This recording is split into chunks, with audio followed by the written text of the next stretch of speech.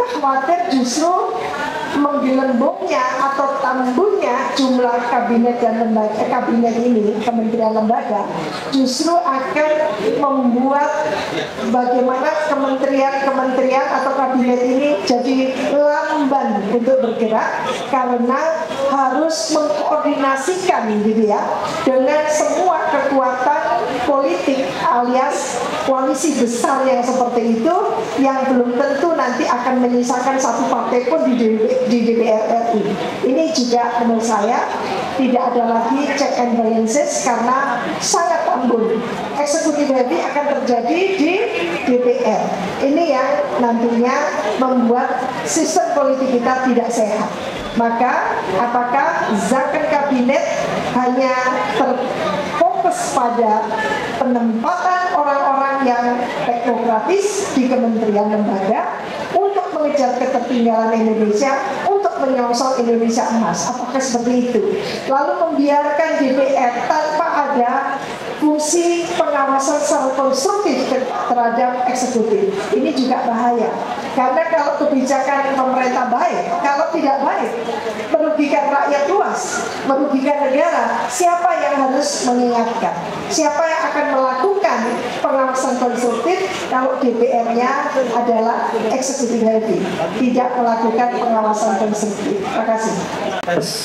Jadi kawan-kawan semua ya, yang namanya zakon kabinet itu sebenarnya terminologi yang lazim dalam sistem pemerintahan parlementer, di mana kalau pemerintah terbentuk dan itu terdiri dari beberapa partai politik, maka mereka membentuk yang namanya kabinet parlementer yang terdiri dari anggota-anggota DPR atau anggota-anggota partai politik yang tergantung sharing powernya, makin besar makin banyak kursinya.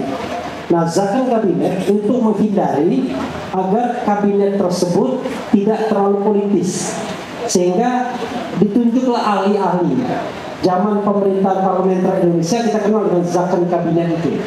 Bahkan Soekarno pernah membentuk kabinet 100 menteri dan lain sebagainya. Pada waktu itu sistemnya presidensial, tapi ada wakil perdana menteri dan lain sebagainya. Jadi ada rasa parlementer. Nah, Indonesia ini kalau kita mau kembali kepada sistem pemerintahan presidensial, harusnya dua hal yang harus dilakukan. Prabowo sebagai presiden terpilih itu memiliki kewenangan prerogatif untuk menunjuk siapapun sebagai menterinya. Satu. Kedua, menteri yang ditunjuk itu harus semata-mata loyal kepada presiden dan kepada misi presiden. Sehingga kita tidak bicara ingredientnya, apakah dari partai politik, apakah dari non partai politik. Tapi once dia diambil presiden, maka dia harus loyal dan tunduk kepada presiden. Yang terjadi di Indonesia tidak. Makanya korupsi merajalela. Ketua umum partai politik menjadi menteri, kemudian sekjen menjadi menteri, dia bekerja untuk partai politiknya, terkena fundraising. Akibatnya sistem kabinet, sistem kepartaian, sistem politik Indonesia tidak sehat. Nah, sekarang kalau memang Prabowo memang sungguh-sungguh memberantas korupsi, dia harus betul-betul menunjuk orang yang dia percaya, yang jujur, yang amanah, yang bertanggung jawab, dan dia bisa pastikan orang tersebut akan berbuat bagi bangsa dan negara, bukan berbuat bagi kelompok, golongan, dan partainya.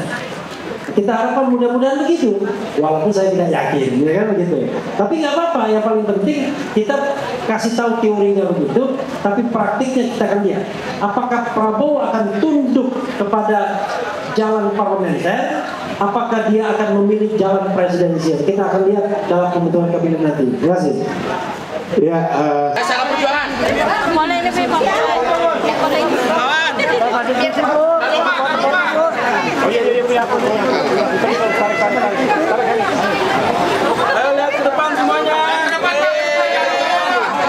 Jangan tinggi depan. Pak, tolong dong Pak.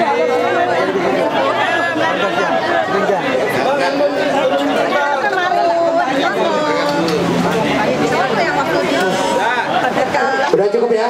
Belum. Ya, bagus. Cukup ya? Udah.